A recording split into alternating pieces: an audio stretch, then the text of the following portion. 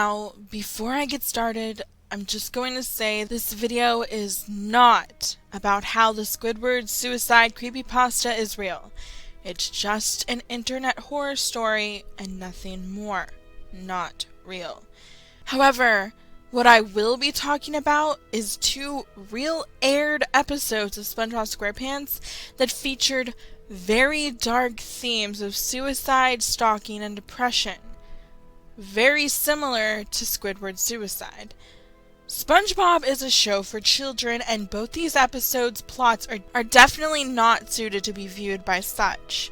Not only are they about sensitive subject matters, but they're handled very, very poorly, playing off suicide as a joke or a sense of justice. Honestly, I find this kind of stuff much scarier than fiction. Now, if you don't know what Squidward's suicide is, then you must be living under a rock. Joking. In short, it's a fictional, creepy story about Squidward, whose clarinet recital goes bad, and he is forced into a state of depression. As a result, he ends up killing himself. The story is cut in with pictures of dead children and images of the show's characters with hyper-realistic eyes. If you want to hear the story, click on the annotation or follow the link in the description for my narration of it. It's just a story, though. But why do we need this story when we have episodes like Are You Happy Now and One Course Meal? Now, you may or may not have seen these 2 episodes, so I'll just give a basic synopsis of them both. I guarantee that these summaries will make you realize exactly what's wrong with both of these episodes and why they're not suited for children and probably should have never been made. One Course Meal is a season 7 episode that aired in March of 2010. It was written by Casey Alexander, Zeus Servas, and Doug Lawrence. The episode starts off with Plankton trying to steal Mr. Krabs' formula. SpongeBob tries to fend him off, and then Pearl, Krabs' daughter, walks in. Plankton is horrified by the sight of the whale because apparently he's afraid of whales because whales eat plankton. So Plankton runs home and confides about his fears to his wife Karen, who totally brushes his completely real and intense fears off. Meanwhile, Mr. Krabs decides that he was going to use this knowledge to his advantage. He then proceeds to dressing up like Pearl and continually, tirelessly, and ruthlessly stalks Plankton, scaring him over and over again with the face of his greatest fear for 2 weeks. The action drives Plankton to paranoia. He has nightmares about Pearl eating him and members of his family. By the end of the period, Plankton is completely depressed and cannot handle any more of the terrifying stalking. He lies in the middle of the road and waits for a bus to run him over. He wants to commit suicide. SpongeBob, however, convinces him not to end his life because he's a good and moral guy, right? Yeah, you'll see. He tells him Mr. Krabs' his biggest fear in order for him to get revenge. Plankton leaves and returns to the Krusty Krab, where he restrains Krabs and gets a mime to torture him. But shortly into Plankton's vengeance, a pack of whales show up and cause him to go screaming from the restaurant. Unfortunately, the whales were actually a projection from SpongeBob in an attempt to make Plankton flee. He sets Krabs free, who no longer acknowledges the mime as if it's horrifying, probably because he isn't actually afraid of mimes. Yep, SpongeBob betrayed and then scared a suicidal person. Ugh. I really don't have to tell you what's wrong with this episode. The subject matter is not a joke.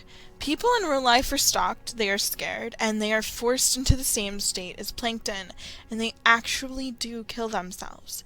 The thing is, Mr. Krabs is supposed to be a protagonist. Plankton is an antagonist, but Plankton did not deserve to be driven to suicide. No one deserves that. He did one thing and spent the rest of the episode paying for it, almost to the highest extent, and the show acts like it's okay because he's the antagonist. The thing is, it's played off as if he was getting what was coming for him.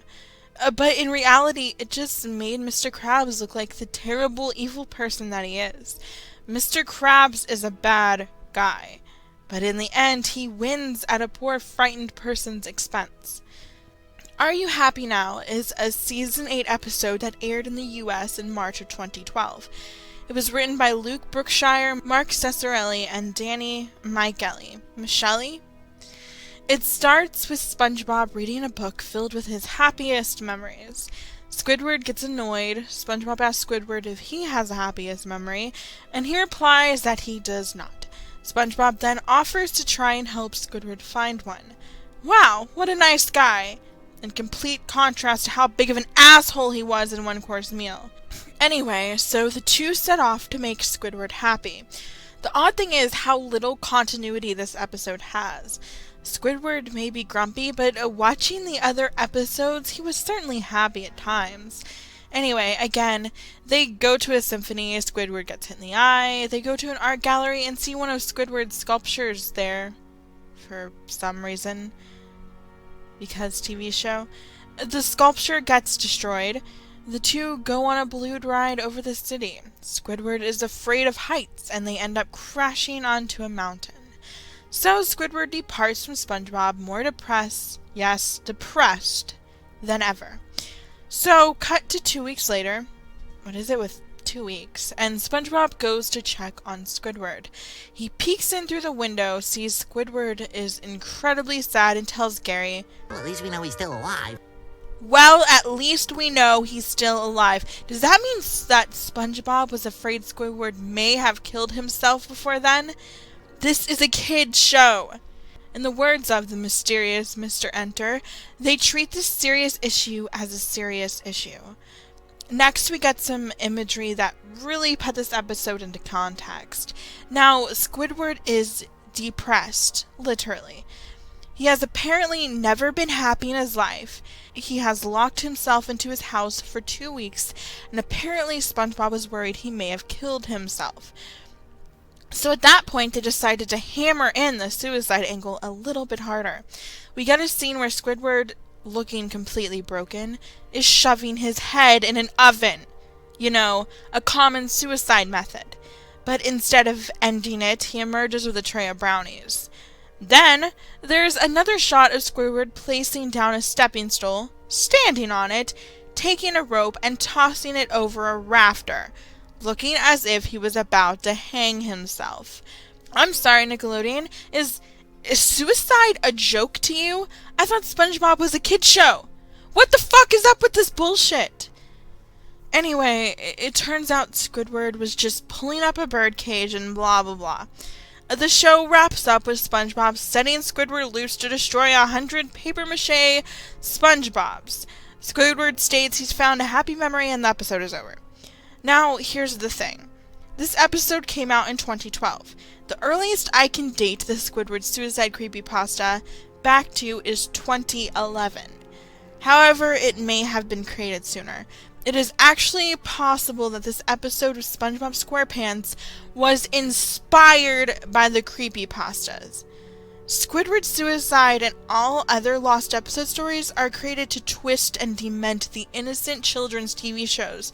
It's creepy when something for kids that is created around simple and clean plots is turned into something adult. SpongeBob was a quirky, funny, and lovely show for kids, but the creepypasta made it dark and disturbing. It pushed what was the show a little farther than it was meant to go. But it's a creepypasta, a fictional story meant to shock and scare. One Course Meal and Are You Happy Now are real broadcasted episodes by Nickelodeon. Someone wrote this thinking, "Aw man, kids are gonna love these suicide jokes." No, that's not okay. This is not okay. Suicide is tragic.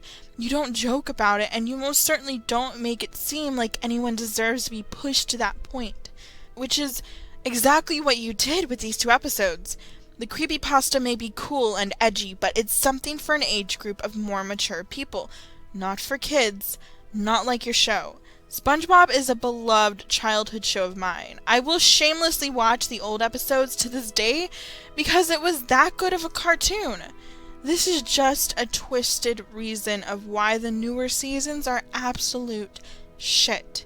You can't take adult subjects and tailor them to children in such a poor way. Plankton was going to commit suicide. Squidward was in a state that would concern the viewer, making them fear he might actually end his life. Creepypastas are scary, but the truly scary thing is untasteful and poorly dealt with adult topics in children's shows. Imagine those kids' faces dull as they watch their favorite cartoon character contemplate killing himself. Really, Nickelodeon and Viacom? Leave the creepypastas out of your kids' shows.